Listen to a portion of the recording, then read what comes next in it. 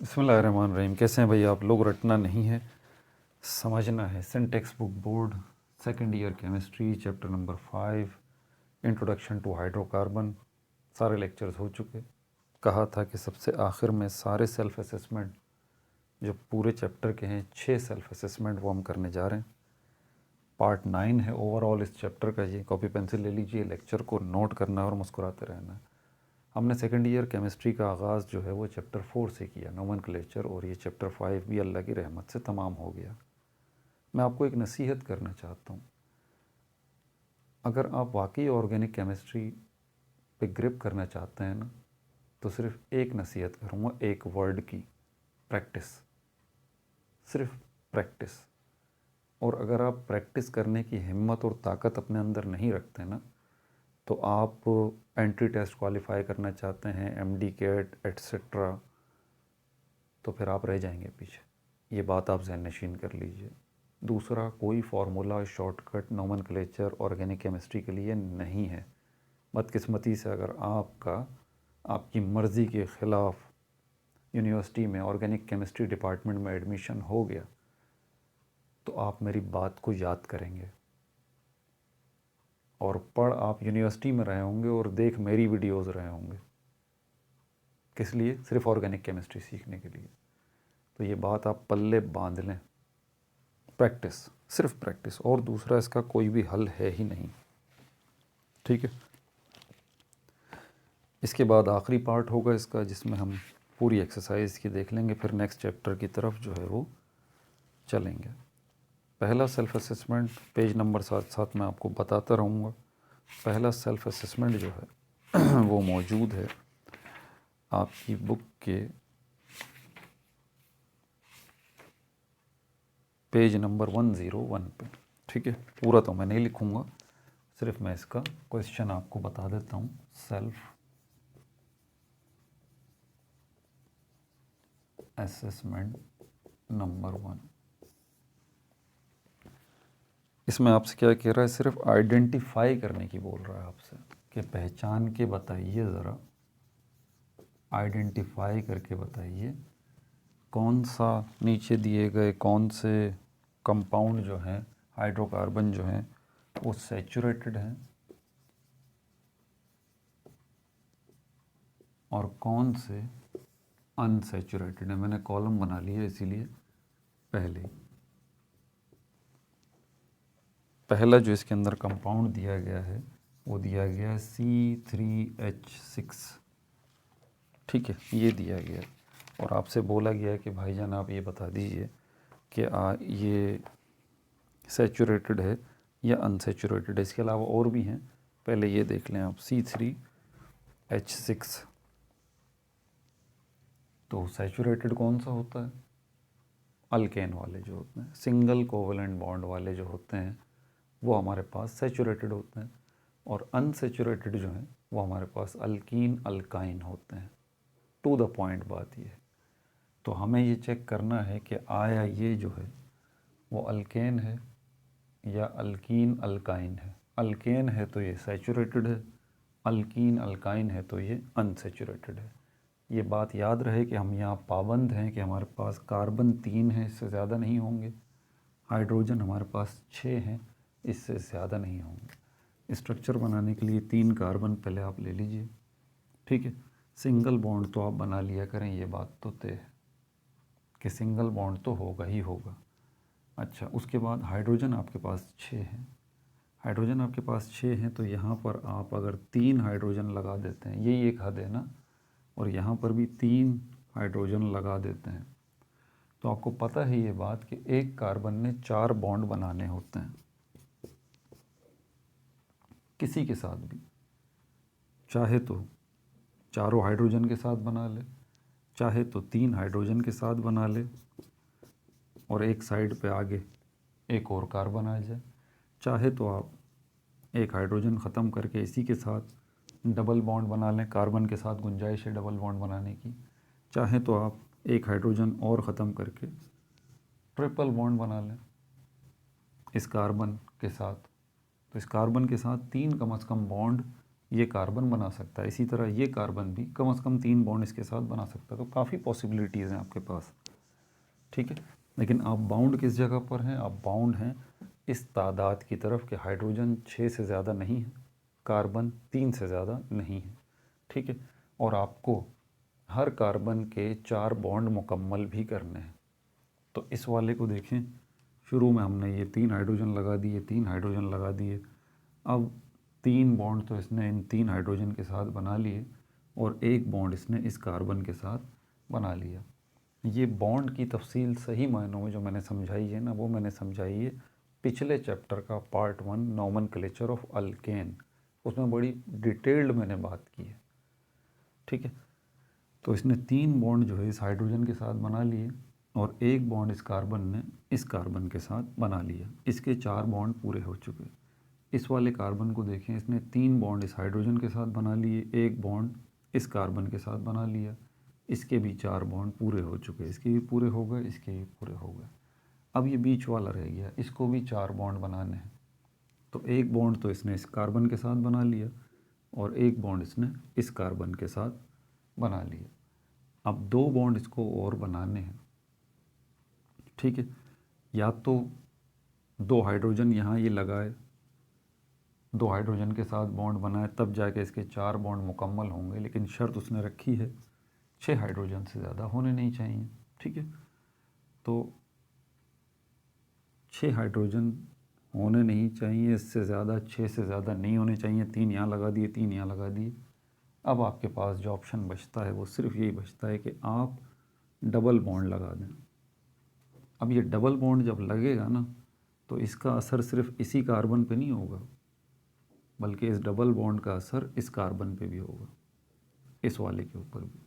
क्योंकि एक बॉन्ड जो है बैक वक्त 2 कार्बन को के बॉन्ड्स को रिप्रेजेंट कर रहा होता है। तो ये जो आपने डबल बॉन्ड लगाया है, ये इस कार्बन के साथ भी है और ये इस कार्बन के साथ भी है। इस कार्बन के साथ डबल बॉन्ड लगाने से तो आपका मसला अभी भी पूरा हल नहीं हुआ ना, क्योंकि इसको 4 बॉन्ड बनाने हैं। तो आपने 1 बॉन्ड और बना लिया इसी के साथ, बोला 3 बॉन्ड मैं इसके साथ बना लेता हूँ, 1 मैं इसके साथ बना लेता हूँ। अब इसके 4 बॉन्ड्स का मसला हल हो चुका, ठीक है। 3 बॉन्ड ये बन गए इस कार्बन के साथ, 1 इसके साथ बन गया, 4 बॉन्ड का मसला हल हो चुका। लेकिन अब ये कार्बन तो डिस्टर्ब हो गया ना, हुआ कि नहीं हुआ? इसको भी 4 बॉन्ड बनाने हैं। अब 3 बॉन्ड तो इसने इसका हाइड्रोजन के साथ बना लिए और 3 बॉन्ड ये वाले इस कार्बन के साथ भी बना रहा है। तो इसका मतलब इसने 6 बॉन्ड बना लिए अब इस कार्बन ने, जो कि गलत है। ये 4 बना सकता है। अब क्या करें? अब इसको आपको एडजस्ट करना होगा इन दोनों बातों को जहन में रखते हुए कि एक कार्बन 4 से ज़्यादा बॉन्ड नहीं बना सकता, दूसरी कि हाइड्रोजन आपके पास सिर्फ 6 ही हैं। अब क्या करें? अब आपके पास ये हल है कि ये हाइड्रोजन यहाँ से कम करके हर पॉसिबिलिटी को देख लें। यहाँ से हाइड्रोजन जो 3 हैं, अगर इनको 2 कर देते हैं तो टोटल हाइड्रोजन कितने हैं आपके पास? 3 हाइड्रोजन ये रहे, 1 ये रहा। 1 कहाँ लगाएंगे? बीच में तो आप लगा नहीं सकते, नहीं तो ये कार्बन डिस्टर्ब हो जाएगा। इसको भी 4 ही बॉन्ड बनाने हैं, 3 ये इस कार्बन के साथ बना चुका, 1 ये इस कार्बन के साथ बना चुका, 4 बॉन्ड बन चुके। इसलिए ये हाइड्रोजन को तो जगह नहीं देगा। तो इस हाइड्रोजन को जो यहाँ से आपने निकाला है, यहाँ लगाएंगे, यहाँ भी नहीं लग सकता। क्या 4 करेंगे इसको? नहीं, ये पॉसिबिलिटी भी नहीं है। और 1 हाइड्रोजन यहाँ से निकाल के वो अभी 1 आपको परेशान कर रहा है। अभी तो 1 मज़ीद इजाफी है। 3 थे ना, 1 निकाल लिया, 2 कर लिए। अब ये 1 आपसे एडजस्ट कहीं नहीं हो रहा, यहाँ भी नहीं लगा सकते, यहाँ भी नहीं लगा सकते। यहाँ से तो 1 निकाला है और अभी भी 1 मज़ीद बाकी है इस कार्बन को 4 बॉन्ड बनाने। अभी 1 हाइड्रोजन आपको और यहाँ से निकालना पड़ेगा। अब जाके इस कार्बन की बात सही हो जाती है कि इस कार्बन ने भी 4 बॉन्ड बना लिए, 1 इस हाइड्रोजन के साथ, 3 इस कार्बन के साथ। इस कार्बन को देखें, इसने भी 4 बॉन्ड बना लिए, 3 इसके साथ, 1 इस कार्बन के साथ। इस कार्बन को देखें, इसने भी 4 बॉन्ड बना लिए, एक इस कार्बन के साथ, 3 इस हाइड्रोजन के साथ। लेकिन हाइड्रोजन अब 2 3 ये रहे, एक ये रहा, 4 हाइड्रोजन है, यहाँ वो बोल रहा है 6 है। अब कहाँ जाएंगे? समझ रहे हैं बात? मैं सारी प्रॉब्लम्स आपके सामने रख रहा हूँ, आपके पास हल क्या है। सैचुरेटेड अनसैचुरेटेड तो बाद में डिसाइड करेंगे ना। अच्छा, ये एक ही दफ़ा की मेहनत है आपकी, आगे वाले जो आएंगे ना उस पर तो आपका हाथ सेट हो जाएगा।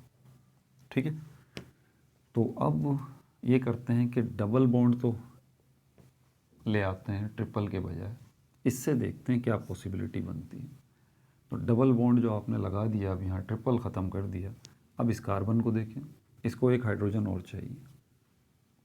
ठीक है, 3 बॉन्ड, 2 इसके साथ बना लिए इस कार्बन के साथ, एक बॉन्ड इस कार्बन के साथ बना लिया, एक बॉन्ड इस हाइड्रोजन के साथ बना लिया, इसके 4 बॉन्ड पूरे हो गए।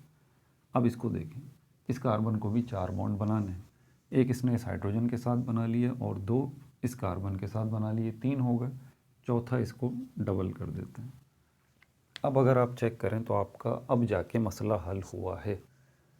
3 कार्बन 3 कार्बन, 6 हाइड्रोजन 6 हाइड्रोजन, ठीक है, और चारों कार्बन के 4-4 बॉन्ड की शर्त भी पूरी हो गई। मैंने इतनी मेहनत इसलिए की है, मैं डायरेक्ट भी कर सकता था, इतनी मेहनत मैंने सिर्फ इसलिए की है ताकि आपको हर पहलू से समझा सकूं, हर एंगल से आपको बता सकूं कि आपके पास दूसरा ऑप्शन नहीं बचता कोई सिवाय इसके। ठीक है, तो इसके 4 बॉन्ड पूरे हो गए, इस कार्बन के 4 बॉन्ड पूरे हो गए, इस कार्बन के 4 बॉन्ड पूरे हो गए। अब ये बना क्या है? ये बन गया अनसैचुरेटेड, क्योंकि ये डबल बॉन्ड वाला है तो अल्कीन से ताल्लुक़ रखता है, अल्कीन हमारे पास अनसैचुरेटेड होता है। तो C3 और H6 ये हमारे पास क्या है? अनसैचुरेटेड कैटेगरी में आ गया। ठीक है भाई, अगला देखें, अगला क्या है हमारे पास? अगला जो है हमारे पास वो है C7 H12 C7H12। अब क्या करना है आपको? 7 जो है, 1 2 3 4 5 6 7, 1 2 3 4 5 6 7। और हाइड्रोजन कितने हैं आपके पास? 12 हाइड्रोजन है। 3 तो इसके साथ लगा दें शुरू में, 3 इसके साथ भी लगा दें, पहले ये काम कर लिया करें, फिर सिंगल बॉन्ड लगा दें आप। ठीक है, 1 2 3 4 5 6 7, 7 कार्बन हो गए, हाइड्रोजन कितने हैं? 12। अब क्या करें? 12 हाइड्रोजन में से 6 का तो मसला हल हो गया, 6 आपको लगाने हैं। तो 2 इसके साथ लगा दें, 2 इसके साथ लगा दें, 2 इसके साथ लगा दें, 2 इसके साथ लगा दें, 2 इसके साथ लगा दें। क्यों 2 2 लगा रहा हूँ मैं? ताकि हर कार्बन के 4 बॉन्ड का मसला हल हो जाए। तो हर कार्बन के 4 बॉन्ड का मसला हल करता हूँ। तो हाइड्रोजन की तादाद गिनती करें, 3 5 7 9 11 13, 13 और 3 16, 16 जो है हाइड्रोजन हो जाएंगे। यहाँ कितनी शर्त रखी है उसने? 12, 4 इजाफी हैं। अब देखते हैं, ये 2 हैं, इसको 1 कर लेते हैं। ठीक है, और ये 2 हैं, इसको भी 1 कर लेते हैं, ये 2 हैं, इसको भी 1 कर लेते हैं, ये 2 हैं, इसको भी 1 कर लेते हैं। ठीक है, अब क्या करें? अब आपके पास ऑप्शन डबल बॉन्ड का रह जाता है और कोई ऑप्शन आपके पास बचता नहीं है, क्योंकि आपको हर कार्बन के 4 बॉन्ड मुकम्मल भी तो करने हैं। तो इसके साथ अगर मैं डबल बॉन्ड लगा दूं एक, आप चेक करें, 3 हाइड्रोजन, एक इसके 4 बॉन्ड पूरे, इसके 4 बॉन्ड पूरे, 2 उसके साथ, एक इसके साथ, एक हाइड्रोजन के साथ, इसके 4 बॉन्ड पूरे, एक इस कार्बन के साथ, 3 इस कार्बन के साथ, एक इस हाइड्रोजन के साथ, इसके 4 बॉन्ड पूरे नहीं, एक इस कार्बन के साथ, एक इस कार्बन के साथ, एक हाइड्रोजन के साथ, 3 पूरे हैं। हाइड्रोजन मज़ीद नहीं लगा सकते, क्योंकि हाइड्रोजन को अभी हम 12 कर चुके। गिनती कर लें दोबारा, 3 4 5 6 7, 7 और 2 9, 9 और 3 12। आप बाउंड हैं, हाइड्रोजन से छेड़छाड़ नहीं कर सकते। अब क्या करें इसके लिए? इसके लिए अब क्या करें? अब ज़रूरत है यहाँ डबल बॉन्ड की। आपके पास यही ऑप्शन है, डबल लगाएं या ट्रिपल लगाएं। तो आपने डबल बॉन्ड लगा दिया तो इस कार्बन का मसला हल हो गया। 2 बॉन्ड इस कार्बन के साथ, 1 बॉन्ड इस कार्बन के साथ, 1 हाइड्रोजन ये आ गया। ठीक है, अब यहाँ देखें, इसने भी 2 बॉन्ड इसके साथ बना लिए, 1 हाइड्रोजन के साथ बना लिया, 1 बॉन्ड इसने इस कार्बन के साथ बना लिया, इसका भी मसला हल हो गया। अब इसको देखें, इसने भी 1 बॉन्ड इस कार्बन के साथ, 1 बॉन्ड इस कार्बन के साथ, 2 बॉन्ड हाइड्रोजन के साथ। इसको देखें, 3 बॉन्ड इसने इस हाइड्रोजन के साथ, 1 बॉन्ड इसने इस कार्बन के साथ, इसके भी 4 बॉन्ड मुकम्मल हो गए। तो आपने पूरा तसल्ली इसकी जब कर ली है तो फाइनली आप इस नतीजे पे पहुँचे हैं कि ये किससे ताल्लुक़ रखता है? ये ताल्लुक़ रखता है हमारा किससे? अनसेचुरेटेड से, क्योंकि डबल बॉन्ड मौजूद है ना। तो C7H12 ये भी हमारा अनसेचुरेटेड है। अब आप एक बात मुझे बोल रहे होंगे, सोच रहे होंगे कि सर ये आप इतनी मेहनत क्यों कर रहे हैं? आप डायरेक्ट फार्मूला लगा लें ना।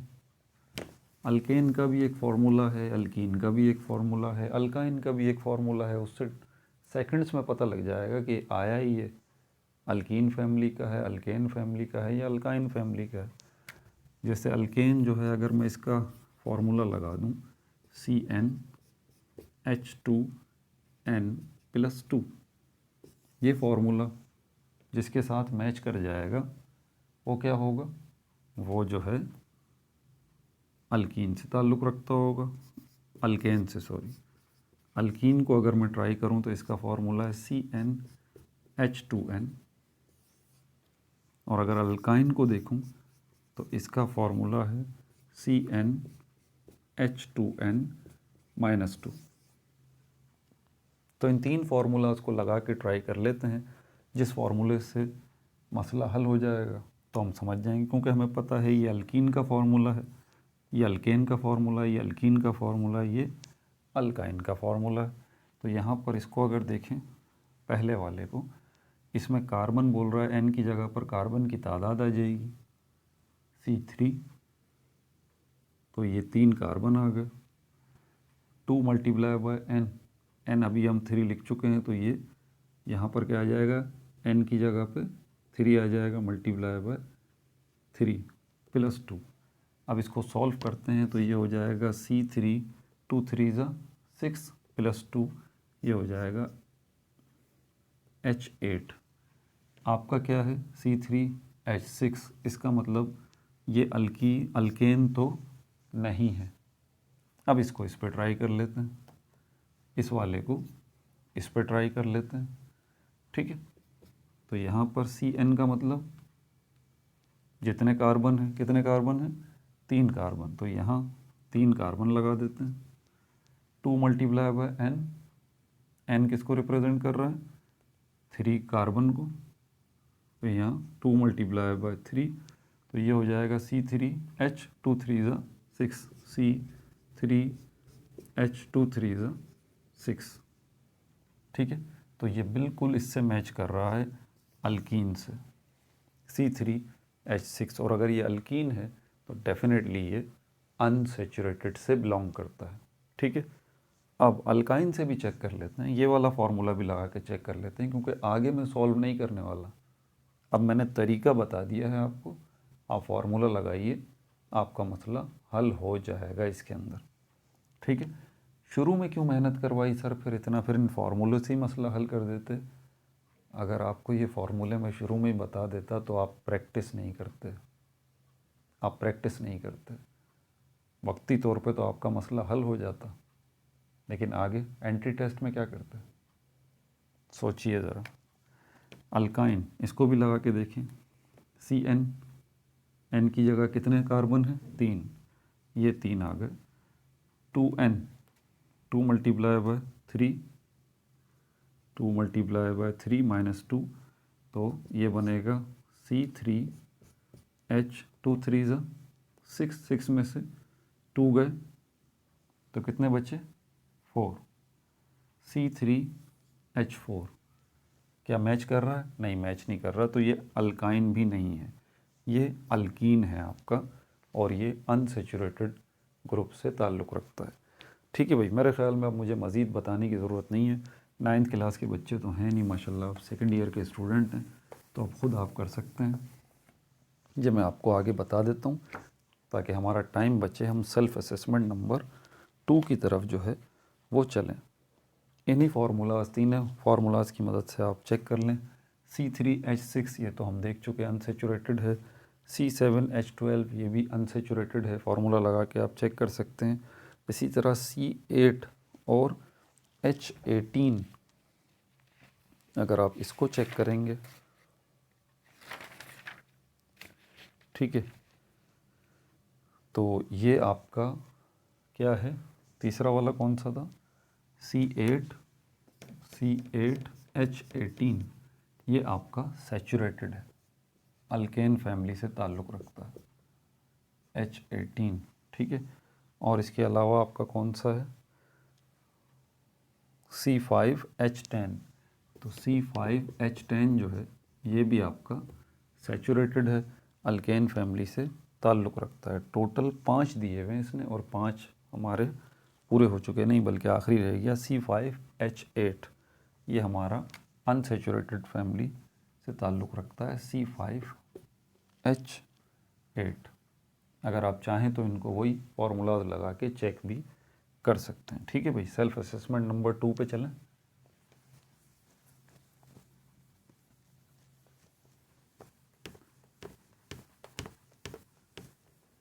Self assessment number 2,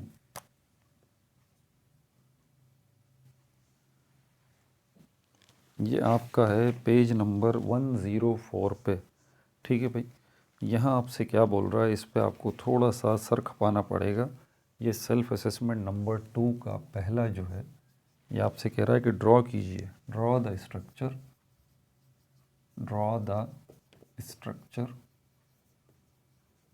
draw the structure of cyclopropane, of cyclopropane and explain the angle strain, और आपको एक्सप्लेन करना है एंगल स्ट्रेन को, एंगल स्ट्रेन इन इट, जो इसके अंदर है, इन इट, इट मतलब साइक्लोप्रोपेन में क्या है, एंगल स्ट्रेन। पहले तो आप इसका स्ट्रक्चर ड्रॉ कर दीजिए, तो स्ट्रक्चर ड्रॉ पहले कर लेते हैं।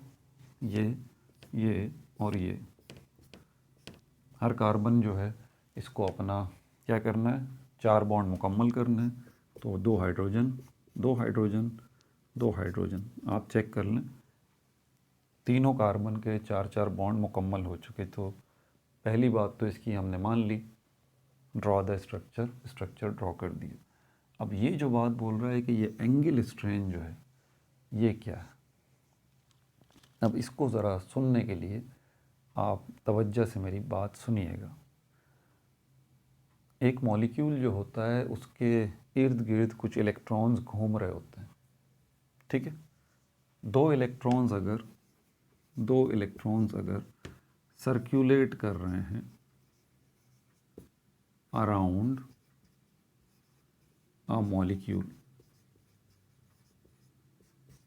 इसका मतलब ये 2 मॉलिक्यूल जो सर्कुलेट कर रहे हैं अराउंड द मॉलिक्यूल, ये कौन सा एंगल बनाएंगे हमारे पास, ये एंगल जो है वो हमारे पास बनाएंगे 180 डिग्री का, ठीक है, 180 डिग्री का, ठीक है। और इसका नाम होगा लीनियर, ये 2 इलेक्ट्रॉन्स के लिए, ठीक है। अगली बात सुने, अगर 3 इलेक्ट्रॉन्स होंगे, 3 इलेक्ट्रॉन्स इसी तरह सर्कुलेट कर रहे होंगे किसी मॉलिक्यूल के इर्द गिर्द, तो वो एंगल बनाएगा 120 डिग्री का, ठीक है। और इसकी शेप जो होगी, ज्योमेट्रिकल शेप होगी trigonal, trigonal planar, trigonal planar. और इसी तरह अगर 4 इलेक्ट्रॉन जो है वो गर्दिश कर रहे होंगे, घूम रहे होंगे इर्द गिर्द, तो ये बनाएगा 109.5 का, 109.5 का एंगल बनाएगा, 109.5 डिग्री का एंगल बनाएगा। ये टेट्राहेड्रल कहलाता है। ठीक है भाई, नोट्स में मैं साथ साथ चेक कर रहा हूँ ताकि गलती ना हो जाए। ये टेट्राहेड्रल जो है वो कहलाता है, टेट्राहेड्रल, टेट्राहेड्रल।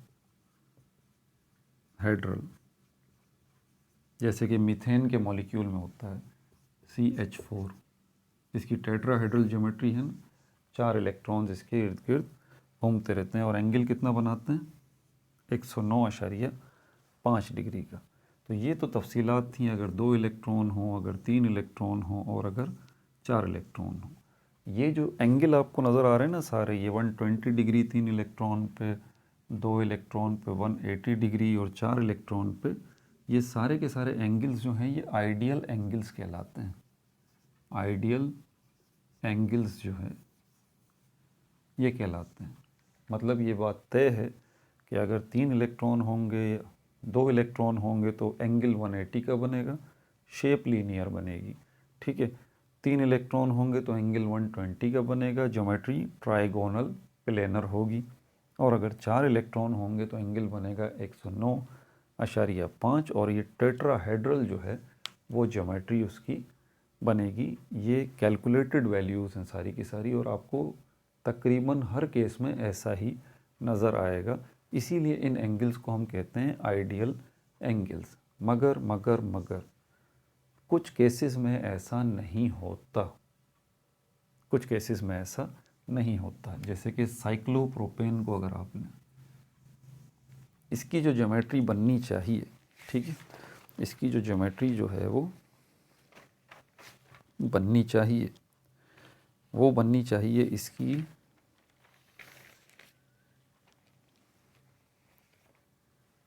109, हाँ यहाँ मैंने मेंशन किया हुआ था। तो इसकी जो ज्योमेट्री बननी चाहिए ना साइक्लोप्रोपेन की,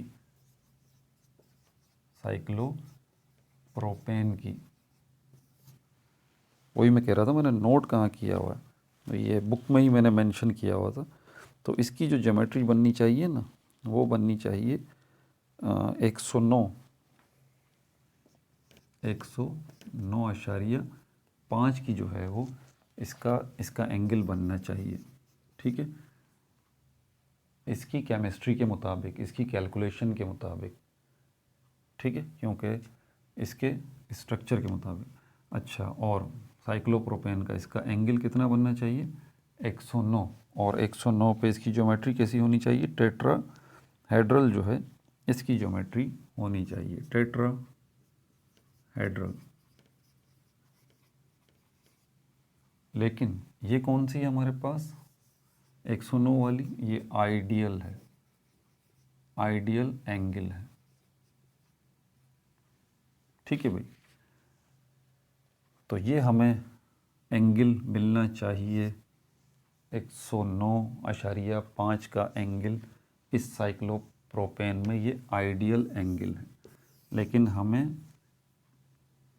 चेक करने पे, ये तो हमारा पेपर वर्क है ना, ये तो हमारे डॉक्यूमेंटेड प्रूफ है ना, इसी को हम देखते हैं कि भाई ये सिचुएशन है, इतने इतने इलेक्ट्रॉन सर्कुलेट कर रहे हैं, तो ये ज्योमेट्री बननी चाहिए। क्योंकि हर मॉलिक्यूल के अंदर हमें ऐसा ही नज़र आता है, हर मॉलिक्यूल में हमने चेक किया है, 2 इलेक्ट्रॉन सर्कुलेट कर रहे हैं तो ये ज्योमेट्री बन रही है, 3 इलेक्ट्रॉन हैं तो ये ज्योमेट्री बन रही है, ये एंगल बन रहा है, 4 इलेक्ट्रॉन है तो ये एंगल बन रहा है। तो यहाँ पर भी ऐसा ही होना चाहिए। लेकिन जब साइक्लोप्रोपेन को चेक किया जाता है तो 109.5 डिग्री के एंगल के बजाय यहाँ पर हमें मिलता है 60 डिग्री का एंगल। ये जो है ये एक्चुअल एंगल है, एक्चुअल एंगल है आपका। और ये जो है ये आपका पेपर वर्क का आपका एंगल है, आपका थ्योरेटिकल एंगल है, आपकी पेपर वर्क की कैलकुलेशन से जो आपके सामने आता है वो है। लेकिन एक्चुअली अपरेटस वगैरह से जब आप साइक्लोप्रोपेन के एंगल को चेक करते हैं तो एक्चुअल एंगल इतना मिलता है।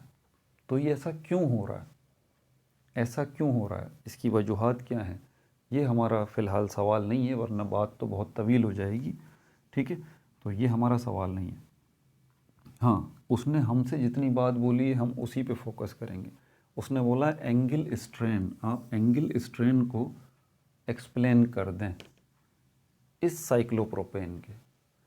अब एंगल स्ट्रेन होता क्या है, आपको एक्चुअल एंगल भी पता चल गए, और सॉरी आपको जो है वो आइडियल एंगल्स भी पता चल गए, आपको साइक्लोप्रोपेन के केस में एक्चुअल एंगल भी पता चल गया। ये एंगल स्ट्रेन बेसिकली डिफरेंस होता है। एंगल स्ट्रेन क्या होता है, ये डिफरेंस होता है, difference between ideal and actual. और डिफरेंस आपको माइनस करने पे पता चलता है। तो आइडियल जो आपके पास होना चाहिए इसका, वो होना चाहिए 109.5 का लगभग। ठीक है, लेकिन जब आप इसको कैलकुलेट कर रहे हैं तो एक्चुअल जो आपके पास आ रहा है वो आ रहा है 60 का। तो आप 109 में से जब 60 को आप माइनस करेंगे तो आपके पास जो एंगल स्ट्रेन आएगा वो कितना आएगा, 49.5, 49.5 का एंगल आएगा। ये जो एंगल का फ़र्क पड़ रहा है, ये एंगल का जो डिफरेंस पड़ रहा है, इसी को हम कहते हैं एंगल स्ट्रेन। समझ आ गई बात? तो ये है इसका जवाब। The angle strain of cyclopropane is 49.5. How? Because the calculated or theoretical angle of this cyclopropane should be 109.5 degree, but the actual angle is 60 degree. Hence the difference between these two is 49.5 degree, and this difference is actually called angle strain. Got it? ये मैंने अंग्रेज़ी में भी बता दिया, आप इसको अपने पास नोट भी कर सकते हैं। तो पहला मसला सेल्फ असेसमेंट 2 का ये हो चुका। अब इसके दूसरे मसले की तरफ चलते हैं।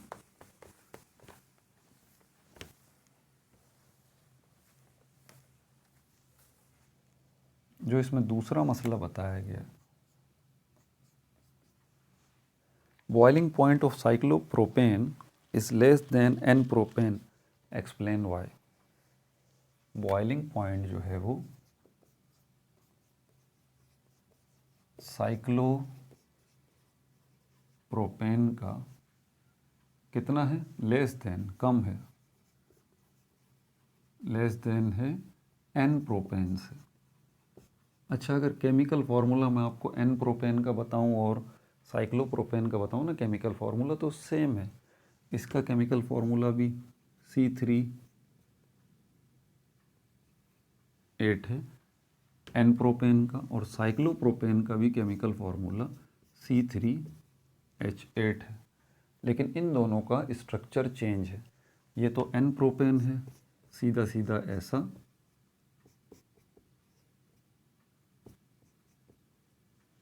ठीक है, और ये साइक्लोप्रोपेन है, ये ऐसा है।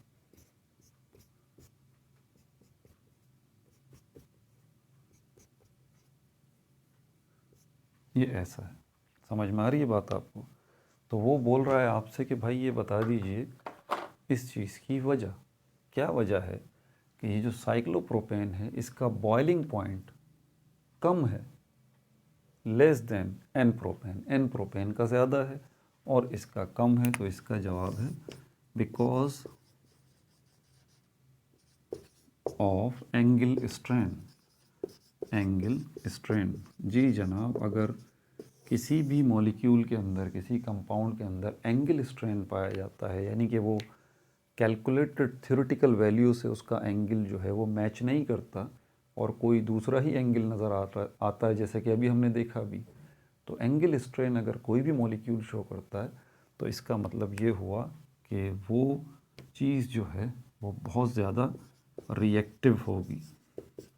क्या होगी? बहुत ज़्यादा रिएक्टिव होगी, तेज़ी के साथ रिएक्ट करेगी। तो बॉइलिंग पॉइंट में क्या होता है? क्या रिएक्टिविटी होती है? बिल्कुल रिएक्टिविटी होती है। कौन रिएक्ट करता है? वो चीज़ रिएक्ट करती है जिसका टेम्परेचर आप बढ़ा रहे हैं, जिसको आप हीट दे रहे हैं। तो आप एन प्रोपेन को भी आप हीट देंगे और साइक्लोप्रोपेन को भी हीट देंगे। इसका बॉइलिंग पॉइंट मतलब वो टेम्परेचर जिस पे ये बॉयल होके वेपर्स में कन्वर्ट हो, वो आपको ज़्यादा मिलेगा और इसका कम मिलेगा। मतलब ये जल्दी बॉयल हो जाएगा। क्यों? क्योंकि ये ज़्यादा रिएक्टिव है, ये ज़्यादा रिएक्ट कर रहा है उस हीट पर जो कि आप हीट प्रोवाइड कर रहे हैं। और जितना तेज़ी के साथ ये प्रोपेन आपकी गिवन हीट पे रिएक्ट कर रहा है, उतनी जल्दी ये हीटअप हो रहा है। उतनी जल्दी हीटअप हो रहा है तो उतनी जल्दी इसका बॉइलिंग पॉइंट आ रहा है। बात समझ आ रही है? और इस सारे सिनेरियो के पीछे वजह क्या है? इसके अंदर मौजूद एंगल स्ट्रेन। तो इसका टू द पॉइंट जवाब यही है, the boiling point of the cyclopropane is greater than the n-propane because of the angle strain which is present in the cyclopropane. Just because of the presence of angle strain in the cyclopropane has become more reactive, and this reactivity proves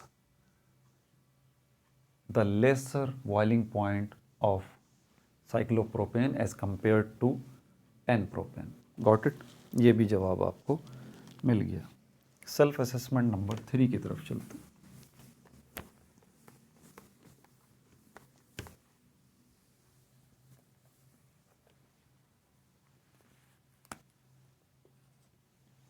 ये है आपके page number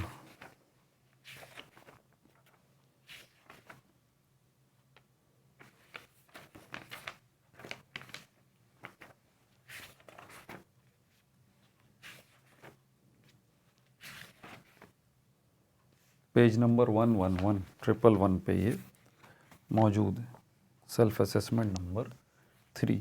इसमें 3 उसने सवाल आपसे पूछे हैं, ठीक है। पहला सवाल उसने आपसे पूछा है, ये साइंटिफिक रीजंस हैं। व्हाट मेजर प्रोडक्ट ऑब्टेन्ड, बल्कि साइंटिफिक रीज़न नहीं है, आपसे प्रोडक्ट पूछ रहा है। भाई कौन सी प्रोडक्ट बनेंगी, मेजर प्रोडक्ट्स क्या क्या होंगी ये बता दीजिए। मेजर प्रोडक्ट्स, आपको पता है रिएक्टेंट जब रिएक्ट करते हैं तो उसके नतीजे में जो प्रोडक्ट बनती है, तो वो यही आपसे पूछ रहा है। कब? Propene reacts with hydrogen iodide. Propene reacts with hydrogen iodide. Hydrogen iodide. सबसे पहले तो इस चीज़ को देख लें, ENE, इसका मतलब डबल बॉन्ड। प्रोपीन के अंदर डबल बॉन्ड मौजूद है।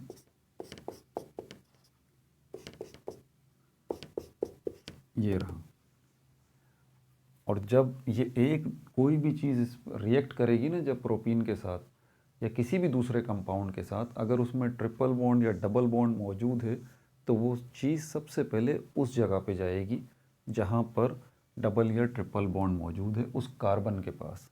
तो यहाँ पर ये जो कार्बन है इसके पास आ जाएगा ये हाइड्रोजन, वो आयोडीन, ये, ठीक है।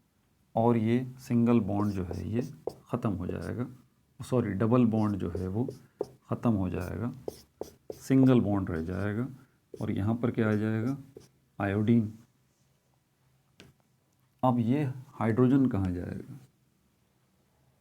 आप इसके अंदर कार्बन की पोजीशन देख लें। जो कार्बन आपको नज़र आ रहा है कि उसकी वैलेंसी 4 बॉन्ड पूरे नहीं हुए, आप इस हाइड्रोजन को उसके साथ लगा दें। क्योंकि एक बॉन्ड जो रिमूव होता है ना, एक बॉन्ड बराबर होता है 2 एटम्स के। तो एक बॉन्ड अगर रिमूव हुआ है तो 2 एटम इसकी जगह पे आने चाहिए इसको बैलेंस करने के लिए। तो एक एटम तो आयोडीन आ गया, दूसरा एटम वो कहाँ जाएगा? यहाँ जाएगा या यहाँ जाएगा? आप चेक कर लें। दूसरा आइटम जो ये हाइड्रोजन है ये यहाँ आएगा, क्योंकि इसी कार्बन के 4 बॉन्ड पूरे नहीं हो रहे, इसलिए यहाँ 2 लगा दीजिए, ठीक है भाई। अब इसका IUPAC नेम अगर आप देखें तो ये होगा 1 2 3। क्या बॉन्ड पूरे हो गए? नहीं सॉरी, अभी तो बॉन्ड पूरे ही नहीं हुए भाई, बल्कि कितने बॉन्ड हैं यहाँ पर? ये मुकम्मल थे प्रोपीन के 1 2 3। इस कार्बन के 3 हाइड्रोजन, एक इससे बनाया बॉन्ड। इस कार्बन के 3 बॉन्ड एक हाइड्रोजन से बनाया। इस कार्बन के 2 बॉन्ड ये 2 हाइड्रोजन से बनाया। Okay fine.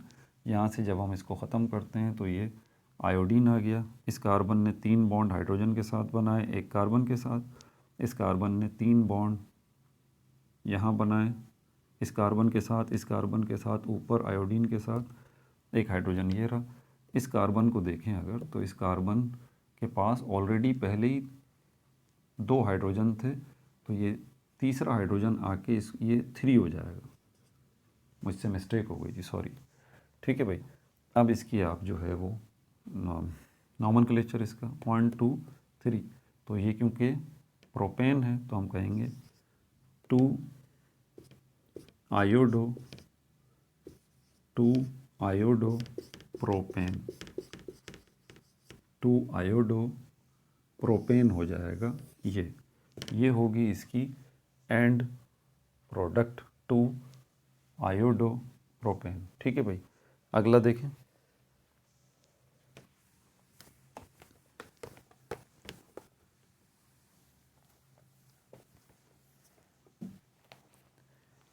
इसी के अंदर हमारे पास जो दूसरा है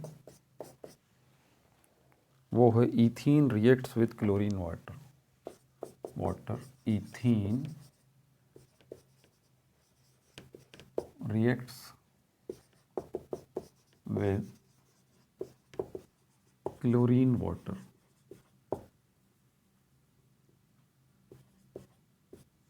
क्लोरीन वाटर की बात करें या क्लोरीन की बात करें, इथीन को पहले देख लें।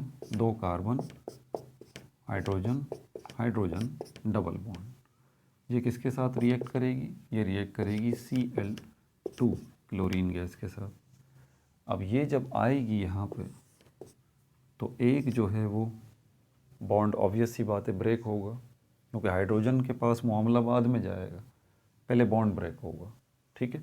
तो ये डबल बॉन्ड ब्रेक होके सिंगल बॉन्ड जो है वो बन जाएगा। हाइड्रोजन अभी कितने लगे हुए हैं? 2। यहाँ पर भी हाइड्रोजन कितने हैं? 2। अब जब ये क्लोरीन यहाँ पर आएगा तो ये क्लोरीन लगेगा कहाँ पे? क्योंकि जब आपने एक बॉन्ड को रिमूव कर दिया तो इसकी जगह 2 एटम्स का आना ज़रूरी है। ये 2 क्लोरीन के एटम जो है वो आके एडजस्ट हो जाएंगे। ठीक है। कहाँ एडजस्ट होंगे? इस कार्बन की पोजीशन देखें। इस कार्बन की 4 बॉन्ड पूरे हैं? नहीं, इसके 3 बॉन्ड हैं। एक इस कार्बन के साथ, 2 इस हाइड्रोजन के साथ, एक क्लोरीन यहाँ आ जाएगा। इसको देखें, इसकी भी यही पोजीशन है। 2 हाइड्रोजन, एक कार्बन, तो एक क्लोरीन यहाँ आ जाएगा। IUPAC नोमेनक्लेचर 1 2 हो जाएगा, तो हम इसको कहेंगे 1,2 डाई क्लोरो 1 2 ईथेन। तो ये प्रोडक्ट बनेगी 1 2 डाई क्लोरो ईथेन। ठीक है भाई। अगली प्रोडक्ट देखें।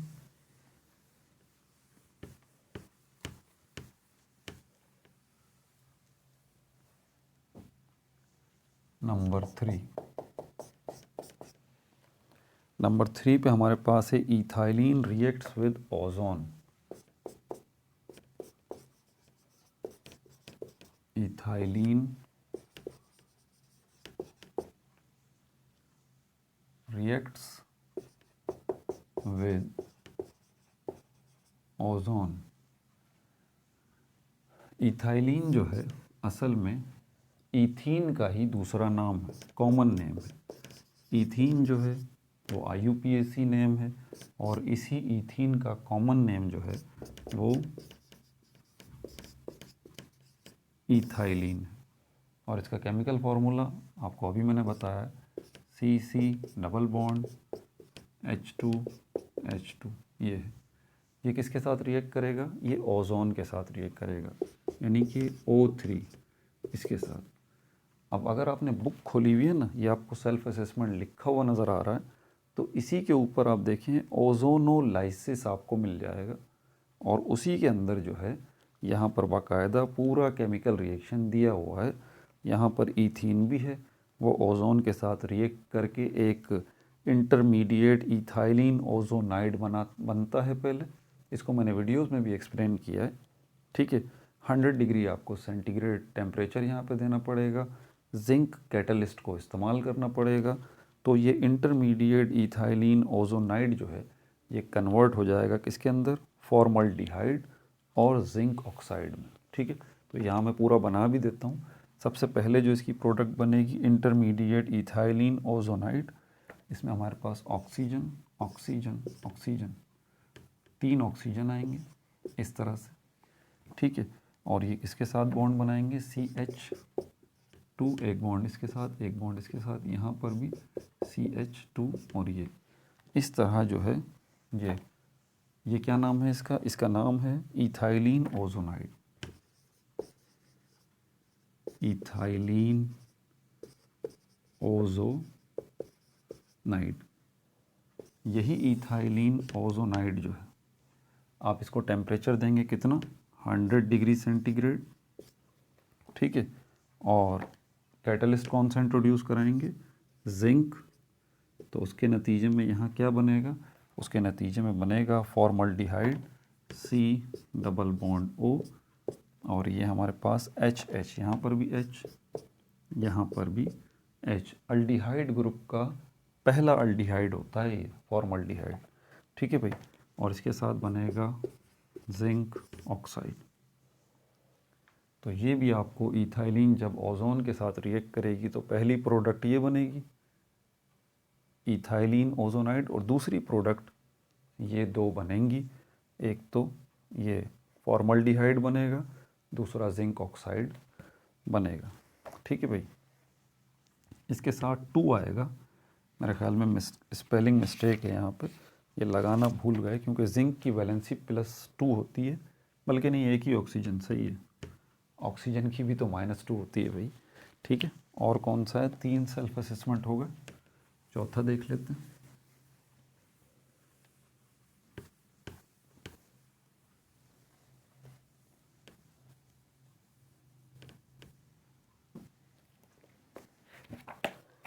चौथा सेल्फ असेसमेंट, ये तो थ्योरेटिकल है। चौथा सेल्फ असेसमेंट पेज नंबर 114 पे मैं आपको पढ़ के सुना देता हूँ। वो आपसे बोल रहा है, how can you distinguish between an ethene and ethyne by simple chemical test. Ethene और ईथाइन केमिकल टेस्ट के ज़रिए आप कैसे पता चलाएंगे, केमिकल टेस्ट जो है आप कैसे पता चलाएंगे। अगर 2 बीकर्स में जो है वो एक में आपको जो है वो ईथीन जो है वो दे दी जाती है, दूसरे बीकर में आपको जो है वो ईथाइन दे दी जाती है, तो आप कैसे बताएंगे, कौन सा केमिकल टेस्ट करेंगे जिसकी मदद से आप जो है वो ये बता देंगे। तो थोड़ा सा अगर आप गौर करें, ये जो सेल्फ असेसमेंट लिखा है इसी के ऊपर बाकायदा केमिकल रिएक्शंस मौजूद हैं जिनकी मदद से आप ये पता चला सकते हैं। मैं बहरहाल इसका आंसर यहाँ पे लिख भी देता हूँ। By adding cuprous chloride, by adding cuprous chloride, ये कपरस क्लोराइड, ठीक है। और जब आप कपरस क्लोराइड इसमें भी ऐड करेंगे, इसमें क्या डाला है आपने, ईथाइन, इसमें क्या डाला है आपने, ईथीन। तो आप करेंगे कि ईथीन वाले केस में, इसमें ईथीन वाले केस में नो चेंज,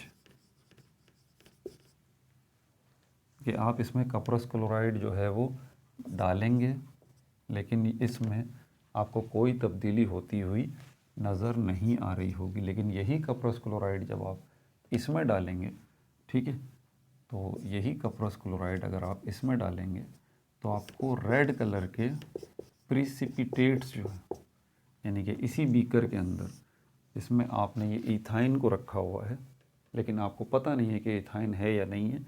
जैसे ही आप कपरस क्लोराइड डालेंगे तो रेड कलर के प्रिसिपिटेट आपको नज़र आएगा। मतलब ये समझ लीजिए कि इस लिक्विड के अंदर रेड रेड पाउडर आपको बनता हुआ नज़र आ जाए, रेड कलर आपको नज़र आ जाए बनता हुआ, तो आप समझ जाइए कि इसमें रेड कलर बन रहा है, तो एग्जैक्टली ये जो गैस है वो इथाइन है। इस तरह केमिकल टेस्ट जो है वो किया जाता है। ठीक है भाई, 4 सेल्फ असेसमेंट होगा, 5वां भी देख लेते हैं।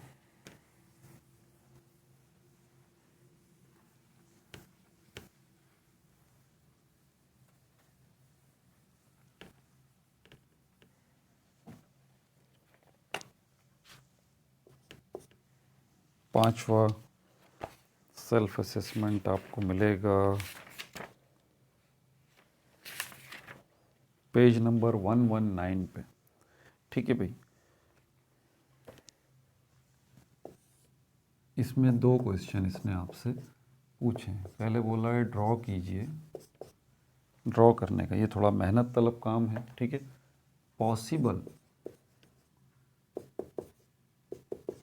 बल्कि मैं डायरेक्ट वो लिखता हूँ, क्या कह रहा है, पोजीशन आइसोमर्स। आइसोमर्स आपको पता है कई किस्मों के होते हैं, कई टाइप के होते हैं। स्ट्रक्चरल आइसोमर्स में ही पोजीशन आइसोमर्स आते हैं, फंक्शनल आइसोमर्स भी होते हैं, चेन आइसोमर्स भी होते हैं। ठीक है, और जो है वो क्या है हमारे पास, स्टेरियो टाइप के भी आइसोमर्स होते हैं। बहरहाल इस पर वीडियो मैंने बनाई हुई है पूरी। तो वो बोल रहा है पोजीशन आइसोमर्स आप बनाएं, लेकिन उसने इससे पहले एक वर्ड भी इस्तेमाल किया है, पॉसिबल। एक एक वर्ड को ज़रा ध्यान से सुना करें। आप जो है ना वो डॉक्टर बनने जा रहे हैं, आपको एमडी टेस्ट क्वालिफाई करना है। जो एमसीक्यूज आएंगे उसका एक एक वर्ड बहुत कैलकुलेटेड होगा। आपकी ऑब्जर्वेशन बड़ी कमाल की होनी चाहिए। उसने बोला है ड्रॉ कीजिए पोजीशन आइसोमर्स जो पॉसिबल हों, जो आपको लगे कि इनके पोजीशन आइसोमर्स बन सकते हैं। पोजीशन आइसोमर्स जो हैं इसकी 2 शर्तें होती हैं। कैसे, ये कैसे होते हैं? पहली बात, कार्बन स्केलेटन, कार्बन स्केलेटन या कार्बन चेन आप कह लें, कार्बन स्केलेटन या कार्बन चेन ये सेम होनी चाहिए, इसमें कोई तब्दीली नहीं होगी। ठीक है, पहली शर्त ये है। और उसके बाद सेम जो है वो फंक्शनल ग्रुप होंगे, सेम फंक्शनल ग्रुप होंगे, बट एट डिफरेंट पोजीशंस, लेकिन डिफरेंट पोजीशंस पर होंगे। इसके ऊपर भी मैं तफसीली वीडियो बना चुका हूँ, डिफरेंट पोजीशन पे होंगे। तो ये 2 शर्तें हैं, इनको देख लें आप। कार्बन स्केलेटन या कार्बन चेन जो है वो सेम होनी चाहिए। दूसरी बात, सेम फंक्शनल ग्रुप होना चाहिए, लेकिन बट एट डिफरेंट पोजीशंस, लेकिन कार्बन चेन के ऊपर वो फंक्शनल ग्रुप मुख्तलिफ पोजीशंस पे हों। ठीक है, तो इसमें पहला जो है उसने बोला है हमसे C4H10, C4H10। ये मैं आपको बता दूं ये ब्यूटेन है। ठीक है, सिंपली ब्यूटेन। तो ब्यूटेन में कोई फंक्शनल ग्रुप नहीं होता, क्योंकि इसने सिर्फ यही शर्त नहीं बताई कि आप ड्रॉ कीजिए पोजीशन आइसोमर्स की, आगे कुछ और भी बोला है। उसने बोला है IUPAC नेम भी आपने लिखने हैं, IUPAC नेम्स भी आपने बताने हैं। ठीक है, अगर आप N ब्यूटेन का कहते हैं या आइजो ब्यूटेन का कहते हैं, नहीं भाई, वो जो आप N ब्यूटेन या आइजो ब्यूटेन देख रहे हैं, या फिर आप N पेंटेन, आइजो पेंटेन, नियो पेंटेन की बात कर रहे हैं, वो आइसोमर्स जो हैं चेन आइसोमर्स की टाइप्स हैं। ठीक है, पोजीशन आइसोमर्स जो हैं उसके अंदर आइजो, नियो, पेंटो का कोई कॉन्सेप्ट नहीं है। ठीक है, पोजीशन आइसोमर्स स्टार्ट ही डबल बॉन्ड से होती है, ये बात बता दूं आपको जी। डबल बॉन्ड भी फंक्शनल ग्रुप होता है, ये बात पता नहीं आपको पता है नहीं पता, ये भी सुन लीजिए। ये जो डबल बॉन्ड है ये भी फंक्शनल ग्रुप है, जो ट्रिपल बॉन्ड है ये भी फंक्शनल ग्रुप है जी। ठीक है, तो इसका स्टार्ट जो होता है पोजीशन आइसोमर्स का, इसके अंदर फंक्शनल ग्रुप्स जो होते हैं, तो कौन से फंक्शनल ग्रुप से स्टार्ट होता है? डबल बॉन्ड से। ठीक है, तो यहाँ पर ये जो हमारे पास, क्योंकि ये ब्यूटेन है और ये अल्केन है, और अल्केन में होता है सिंगल बॉन्ड। तो इसका जवाब है नो पोजीशन आइसोमर। इसीलिए उसने पॉसिबल का वर्ड इस्तेमाल किया कि अगर पॉसिबल हो, जहाँ पॉसिबल हो वहाँ पोजीशन आइसोमर्स बना दीजिए। इसका कोई भी पोजीशन आइसोमर्स होगा ही नहीं, क्योंकि ये अल्केन से ताल्लुक़ रखता है और आपको सबसे पहला जो फंक्शनल ग्रुप चेक करना है वो डबल बॉन्ड चेक करना है। तो डबल बॉन्ड तो इसमें नहीं होगा, ठीक है। दूसरा जो है इसके अंदर वो हमारे पास है C5H12। C5H12 ये क्या है, ये मैं आपको बता देता हूँ। ये पेंटेन है, ये पेंटेन है। तो स्टार्ट ही इस शुरुआत में ही फेल हो गए भाई आप। ये अल्केन फैमिली से है, अल्कीन से ताल्लुक़ होगा तो डबल बॉन्ड की पॉसिबिलिटी बनेगी, तो हम उसके पॉसिबल आइसोमर्स ड्रॉ करेंगे। लेकिन यहाँ पर भी नो पोजीशन आइसोमर्स, इसका भी कोई पोजीशन आइसोमर नहीं होंगे, क्योंकि ये पेंटेन फैमिली का है, अल्कीन फैमिली का नहीं है। अब तीसरे नंबर वाला देखते हैं।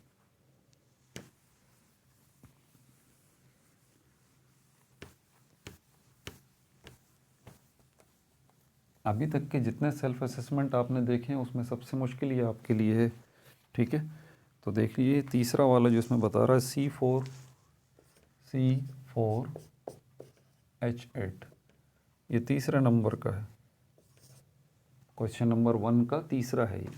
अब इसमें 3 कार्बन है, ये अल्केन फैमिली का तो नहीं है। एक बात तो तय है, ये किस फैमिली का है? अगर फॉर्मूला लगा के चेक करें, CnH2n, ये अल्कीन फैमिली का फॉर्मूला है, अल्कीन, ठीक है भाई, अल्कीन फैमिली का ये फॉर्मूला है। तो Cn, n की जगह कार्बन एटम्स की तादाद आ जाएगी 4, 2 मल्टीप्लाई बाय n से मतलब 4 से, तो C4H24 8। तो एग्जैक्टली ये अल्कीन फैमिली से ताल्लुक़ रखता है। और अल्कीन फैमिली में कौन सा? ब्यूटीन से ताल्लुक़ रखता है। देखें ये फार्मूले के बिल्कुल मैच कर गया है ये। तो ये 1 2 3 4, ये हमारे पास 4 कार्बन आ गए, क्योंकि अल्कीन फैमिली से ताल्लुक़ रखता है और इसका नाम क्या है? ब्यूटीन, ठीक है। लेकिन हम इसका नाम रखेंगे IUPAC के मुताबिक। तो ब्यूटीन है, अल्कीन फैमिली से ताल्लुक़ रखता है, तो डबल बॉन्ड कहीं ना कहीं तो इसमें होगा ही। हाइड्रोजन एटम्स की तादाद उसको ज़रा ध्यान से देखें, उसने बोला 8 है, तो 3 जो है आप इसके साथ लगा दें, 3 इसके साथ लगा दें, और शुरू में आप डबल बॉन्ड जो है वो बना दें। अगर शुरू में आप डबल बॉन्ड बनाएंगे तो डेफिनेटली फिर यहाँ 3 हाइड्रोजन के बजाय आपको 2 हाइड्रोजन करने पड़ेंगे। इसमें देखें 1 हाइड्रोजन आपको लाना पड़ेगा, इसमें देखें फिर आपको 2 हाइड्रोजन लाने पड़ेंगे, और आखिरी वाले में 3। तो आप कैलकुलेट करें तो 2 हाइड्रोजन ये रहा, 1 ये रहा, 3 और 2 5 और 3 8, 8 हाइड्रोजन हो गए, ठीक है। 4 कार्बन हो गए, डबल बॉन्ड भी आ गया। इसका IUPAC नेम देखेंगे तो नंबरिंग यहाँ से शुरू होगी, उसने बोला है आपसे कि IUPAC नेम। तो IUPAC नेम 2 तरह से लिख सकते हैं आप, सिर्फ इसको ब्यूटीन भी लिख सकते हैं और इसको आप 1 ब्यूटीन भी लिख सकते हैं, क्योंकि अगर सिर्फ ब्यूटीन भी लिख देंगे तो ये अंडरस्टूड है कि पहले नंबर पे ही डबल बॉन्ड लगा हुआ है। और अगर 1 ब्यूटीन लिख देंगे तब भी सही है। मैं 1 ब्यूटीन कर देता हूँ आपकी तसल्ली के लिए, 1 ब्यूटीन। आप इसको चाहें तो यूँ भी लिख सकते हैं, ब्यूट 1 इन, कोई फ़र्क नहीं पड़ता, ये भी वही है, ये भी वही है, ठीक है भाई। तो हम इसको 1 ब्यूटीन कर देते हैं, 1 ब्यूटीन। अच्छा, क्या इसका कोई और आइसोमर बन सकता है? बिल्कुल बन सकता है, गुंजाइश है। डबल बॉन्ड को आगे ले जाइए आप, ठीक है। सिंगल बॉन्ड लगाएं पहले, अब पहले वाले पे डबल बॉन्ड ना लगाएं, बल्कि आप दूसरे वाले पे डबल बॉन्ड लगा दें। यहाँ पर 3 हाइड्रोजन हो जाएंगे, ठीक है। अब डबल बॉन्ड यहाँ नहीं है, दूसरे कार्बन पे है, यहाँ सिंगल हाइड्रोजन हो जाएगा, सिंगल हाइड्रोजन हो जाएगा, और यहाँ पर 3 हाइड्रोजन हो जाएंगे। नंबरिंग अब भी यहीं से शुरू होगी क्योंकि दूसरे नंबर पे आपको डबल बॉन्ड मिल रहा है, ये शर्त है। जहाँ से डबल बॉन्ड नज़दीकी पड़ेगा आपको, आपने गिनती वहीं से शुरू करनी है। तो 1 2 और उसके बाद ये 3 और ये 4 हो गया। ठीक है भाई। अच्छा, अब हाइड्रोजन आप काउंट कर लें, भले आपको पूरे मिलेंगे 3 4 5 और 3 8, 4 कार्बन दूसरे नंबर पे। इसका नाम क्या रखेंगे आप? 2 ब्यूटीन। उसने बोला जितने आप जो है वो पोजीशन आइसोमर्स बना सकते हैं। ठीक है। तीसरा क्या पोजीशन आइसोमर्स बन सकता है? नहीं बन सकता। आप अगर इस डबल बॉन्ड को यहाँ लेके आएंगे तो फिर आपको गिनती यहीं से शुरू करनी पड़ेगी। ऐसी बात है ना, जहाँ डबल बॉन्ड नज़दीक होगा गिनती वहीं से शुरू करेंगे। इसको अगर आप यहाँ रखेंगे तो गिनती यहाँ से शुरू करनी पड़ेगी। ठीक है। तो गिनती अगर यहाँ से शुरू करेंगे 1 2 3 4, फिर इसका नाम क्या रखेंगे? 1 ब्यूटीन। भाई 1 ब्यूटीन तो आप पहले ही बना चुके ना, दूसरा तो नहीं बना सकते। तो यही 2 पॉसिबल इसके आइसोमर्स हैं, उनके नाम भी मैंने लिख दिए हैं। ठीक है भाई। अच्छा, अब अगला देख लेते हैं, चौथे नंबर वाला। क्वेश्चन नंबर 1 का पार्ट 4 है ये।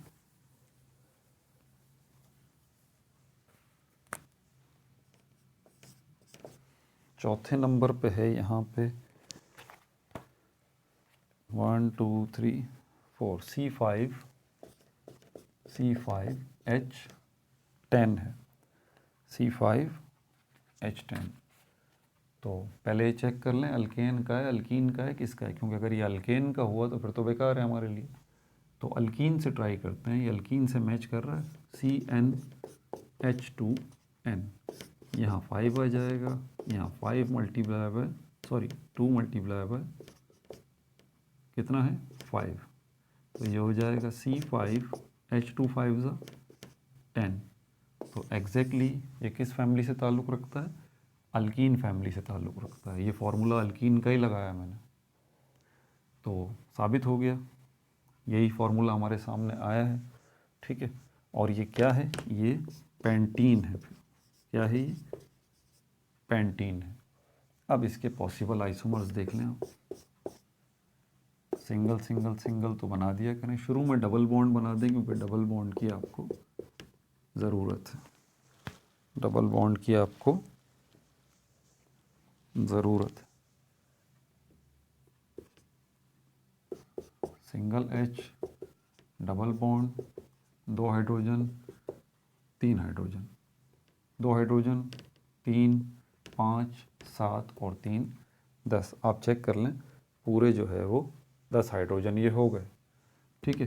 गिनती शुरू करें 1 2 3 4 5, तो ये हो जाएगा 1 पेंटीन। 1 पेंटीन। इसका एक और आइसोमर बना लें आप। इस डबल बॉन्ड को आगे ले आइए, यहाँ डबल बॉन्ड हो गया, सिंगल सिंगल सिंगल CH3, यहाँ भी अब CH3 हो जाएगा, यहाँ CH हो जाएगा, यहाँ CH हो जाएगा। ठीक है। यहाँ CH2 हो जाएगा। 3 हाइड्रोजन 3 4 5 और 2, नहीं गड़बड़ हो गई कुछ, हमें हाइड्रोजन 10 चाहिए ना। 3 हाइड्रोजन यहाँ है।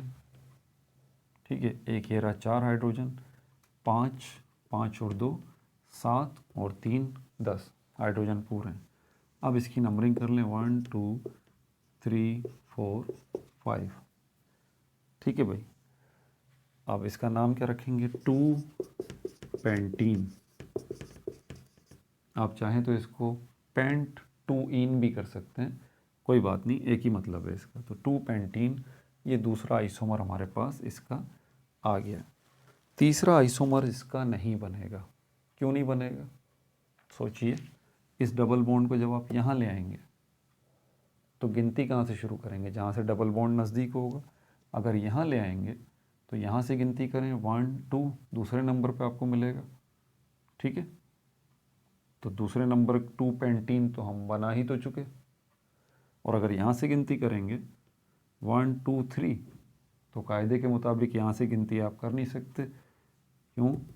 डबल बॉन्ड तीसरे नंबर पे आ रहा है, आपको तो वहाँ से गिनती शुरू करनी है जहाँ से डबल बॉन्ड ज़्यादा नज़दीक पड़े। तो इसका मतलब यही दो ऑप्शन हैं, इसके अलावा आपके पास कोई ऑप्शन नहीं है। ठीक है भाई, अगला वाला देखें।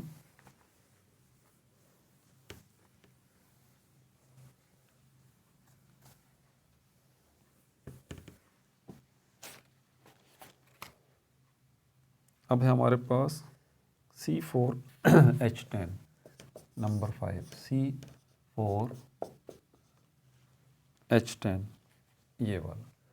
इसको पहले अल्कीन के फॉर्मूले से चेक करें, CnH2n। तो कार्बन कितने हैं, 4, हाइड्रोजन 2 मल्टीप्लाई बाय 4, तो ये हो जाएगा C4 2 4 8। नहीं, ये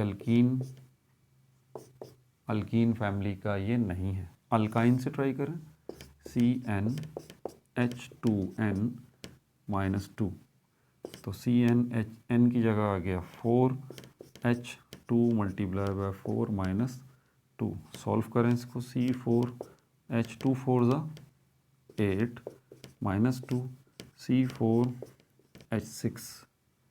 नहीं भाई, ये इससे भी मैच नहीं कर रहा। CnH2n -2 इससे मैच नहीं कर रहा, CnH2n इससे मैच नहीं कर रहा, तो फिर ये किससे मैच करेगा भाई, CnH2n +2 क्या इससे मैच करेगा। 4 हाइड्रोजन जो है वो 2 मल्टीप्लाई बाय 4 +2 C4, देख तो लूँ मैंने उतारा सही है ये 5वां। अरे यार यही तो मसला है ना, ये 6 है भाई। जब भी मैं बोलूँ ये चक्कर क्या चल रहा है।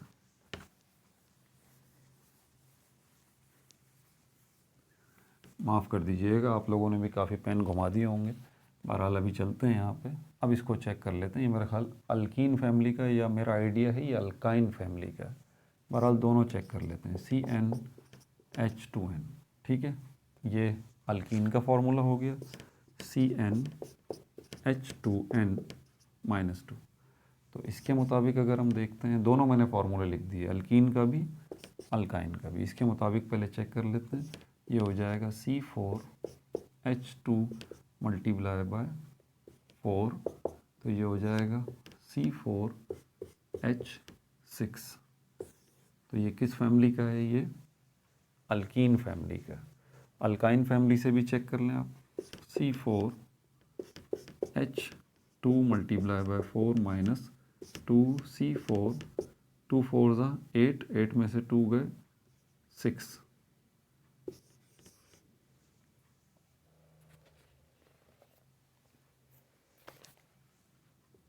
फिर गलती 2 4 8। शायद मुझ पर थकन गालिब आ रही है या नींद आ रही है।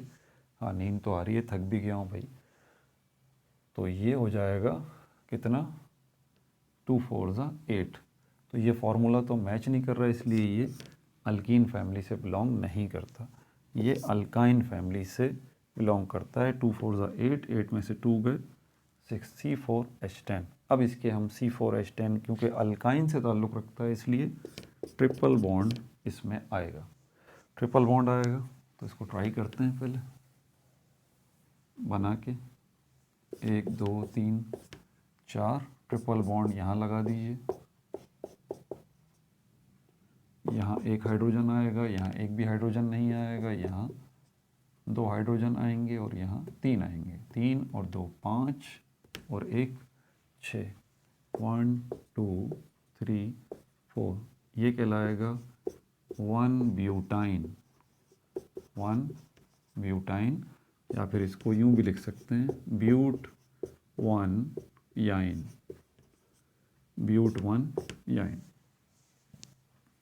ऐसे भी लिख सकते हैं। ठीक है भाई। अच्छा, इसी का दूसरा आइसोमर बनाते हैं। 1 2 3 4 ट्रिपल बॉन्ड, ठीक है। 3 हाइड्रोजन यहाँ आएंगे, यहाँ एक भी नहीं आएगा, यहाँ भी एक भी नहीं आएगा, यहाँ 3 हाइड्रोजन आएंगे। गिनती शुरू करें, 1 2 3 4। तो ये हो जाएगा 2 ब्यूटाइन या फिर ब्यूट 2 याइन। तो ये 2 पॉसिबल आइसोमर्स हैं। इससे आगे अगर ट्रिपल बॉन्ड को लेके जाएंगे तीसरा आइसोमर बनाने के लिए, दोबारा 1 से गिनती शुरू हो जाएगी, इसलिए 2 से ज़्यादा नहीं बन सकते। ठीक है भाई, आगे चलें। नंबर 6 C5H8 C5H8 नंबर 6 वाला, ये किससे ताल्लुक़ रखता है? ये मेरा आइडिया है कि ये अल्काइन से ताल्लुक़ रखता है। डायरेक्ट उसका फॉर्मूला लगाते हैं, CnH2n-2। तो कार्बन कितने हैं? 5, हाइड्रोजन 2 मल्टीप्लाई बाय 5 माइनस 2, तो ये C5H2 5 ज़ा 10, 10 में से 2 गए 8। तो ये देख लें, ये बिल्कुल अल्काइन फैमिली से मैच कर गया। 5 कार्बन बनाए, ट्रिपल बॉन्ड शुरू में ही लगा दें।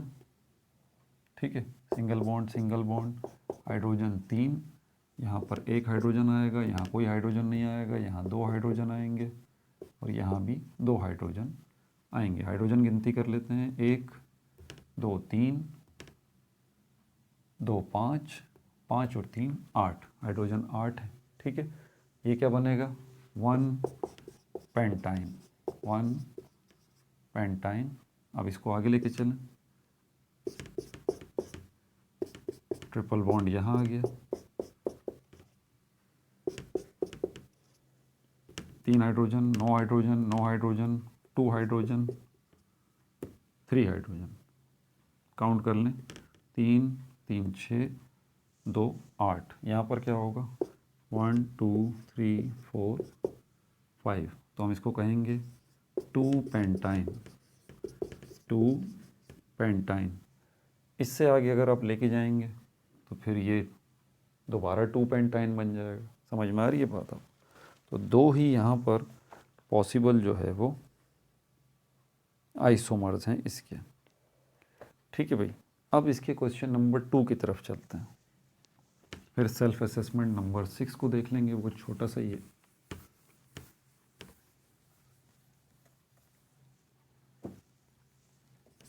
इसके क्वेश्चन नंबर 2 में ये आपके लिए मज़ीद मुश्किल होगा। आपको लग रहा था कि ये मुश्किल है, नहीं भाई, अब इसमें एक्चुअल फंक्शनल ग्रुप आ रहे हैं।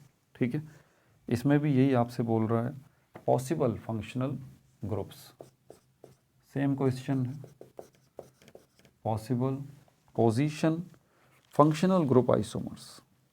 पोजीशन आइसोमर्स नहीं, हाँ इसमें पोजीशन आइसोमर्स नहीं उसने बोला फंक्शनल ग्रुप आइसोमर्स। और IUPAC नेम भी बताना है। इसमें जो पहला है आपके लिए वो है C2H6O। ये हमारे पास जो फंक्शनल ग्रुप आइसोमर्स हैं, इसके अंदर वो आपसे बता रहा है कि 2 molecule having the same molecular formula. 2 molecule होंगे, ठीक है, सेम मॉलिक्यूलर फार्मूला होगा। मिसाल के तौर पे इसी को ले लीजिए, और क्या बोल रहा है? But differing from each other by the change of functional groups. लेकिन उनमें फ़र्क क्या होगा?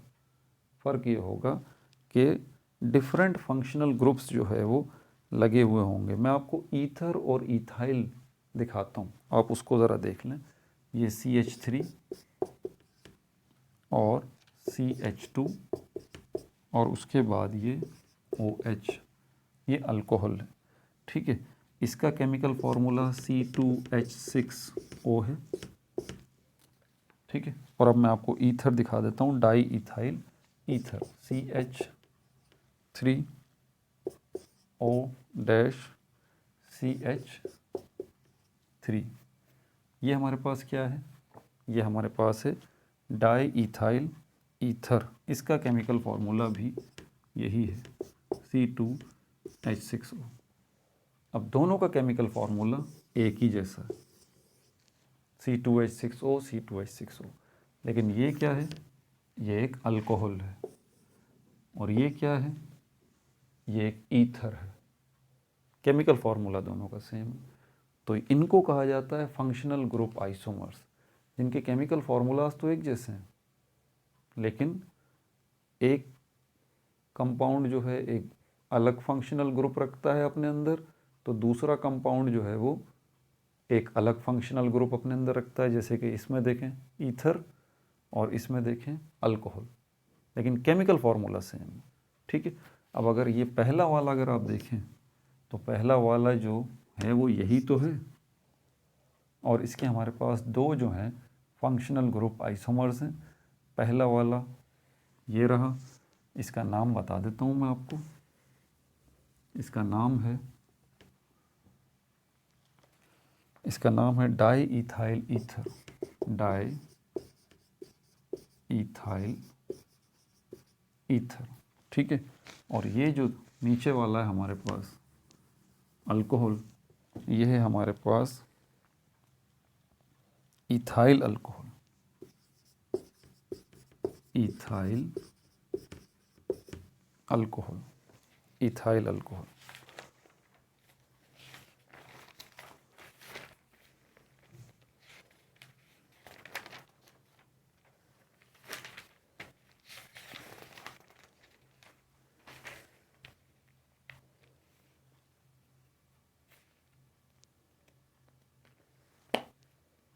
ठीक है भाई।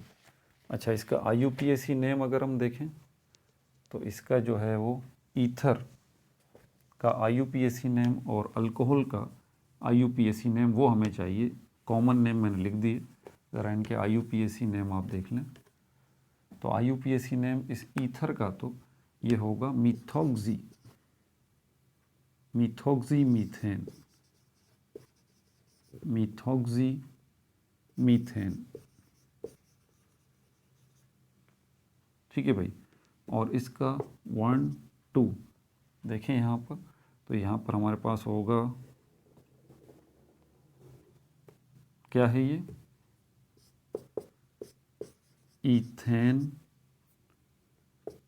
1 ओल, ये इसका IUPAC नेम है, ईथेन 1 ओल। अल्कोहल के लिए OL का सिंबल इस्तेमाल किया जाएगा।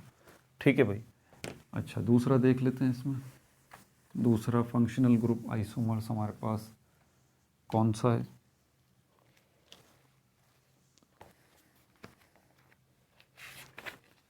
दूसरा हमारे पास है इसके अंदर C3H6O, C3H6O, C3H6O।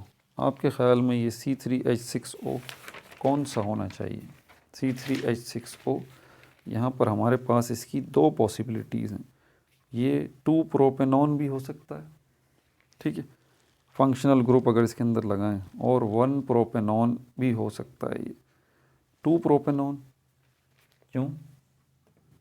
क्योंकि ये कीटोन को रिप्रेजेंट कर रहा है।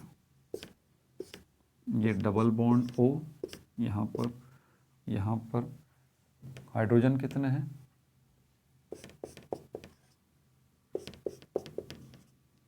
तो यहाँ पर 3 हाइड्रोजन हैं और यहाँ पर 3 हाइड्रोजन, बीच में कार्बन, डबल बॉन्ड ऑक्सीजन के साथ। इसके अलावा आपके पास कोई पोजीशन बनती ही नहीं है।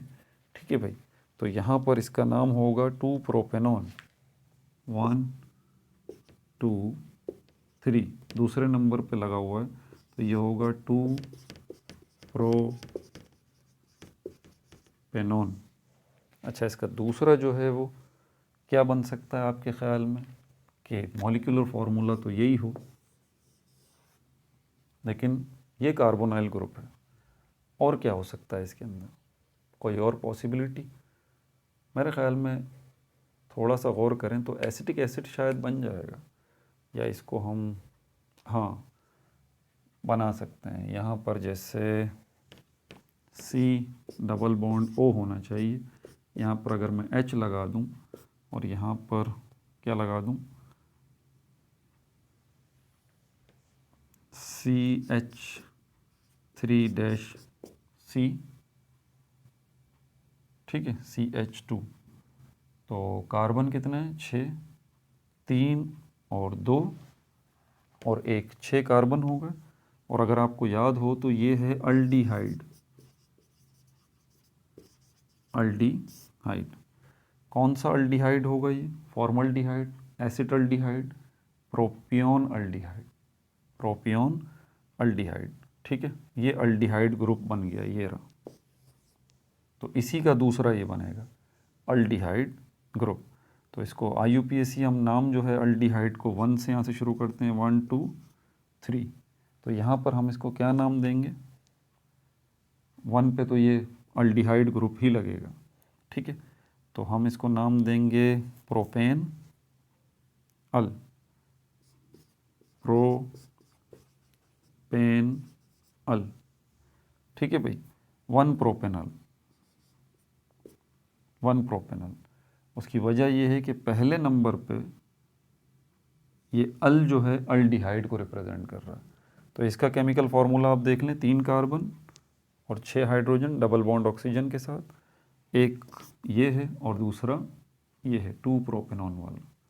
यहाँ पर कीटोन वाला फंक्शनल ग्रुप लगा हुआ है और यहाँ पर अल्डिहाइड वाला फंक्शनल ग्रुप लगा हुआ है। केमिकल फार्मूलाज इनके सेम ही हैं, ठीक है भाई। तीसरा देखते हैं।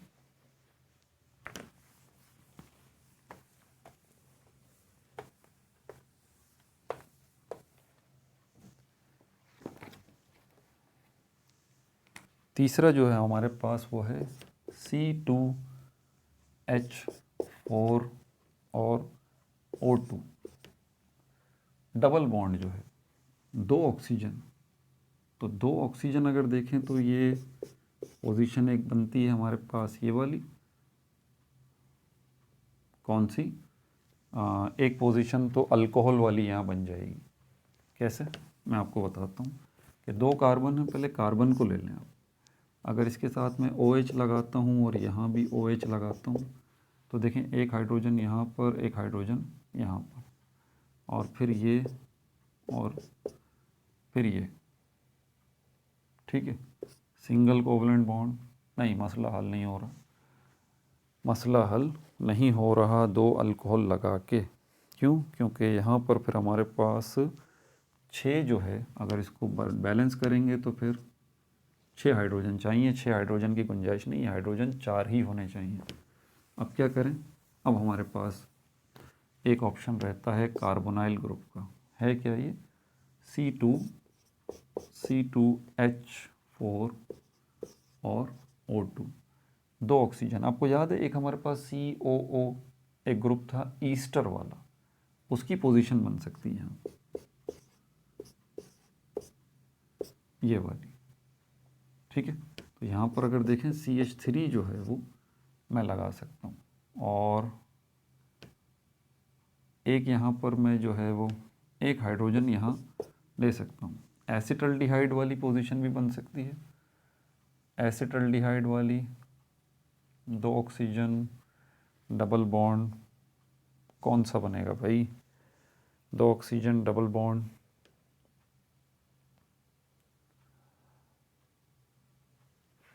Easter hydrogen. वैसे मुझे ऐसा लग रहा है ये बना तो है कुछ ईस्टर, देखें, नहीं यार इसको ये थोड़ा सा रह गया, मैं बहुत थक गया हूँ, यकीन करें, ठीक है। मुझे नहीं पता कितना टाइम हो गया, लेकिन रियली सॉरी कि मैं जो है ना ये पूरा इसी पार्ट के अंदर अगला सेल्फ असेसमेंट भी जो है वो नहीं कर सका। लेकिन इसकी जो एक्सरसाइज जब आएगी तो मैं एक तो ये वाला मसला भी आपका हल करूँगा, मैं इसको ज़रा देख लूँ, ठीक है। और सेल्फ असेसमेंट जो है इसमें रह गया है, वो भी हम MCQs, शॉर्ट क्वेश्चन आंसर्स और लॉन्ग क्वेश्चन आंसर्स जो हैं जब इस चैप्टर के करेंगे अगले और आखिरी पार्ट में, तो इसको भी देख लेंगे, ठीक है। अपना बहुत ज़्यादा ख्याल रखिएगा। No like no subscribe, only share.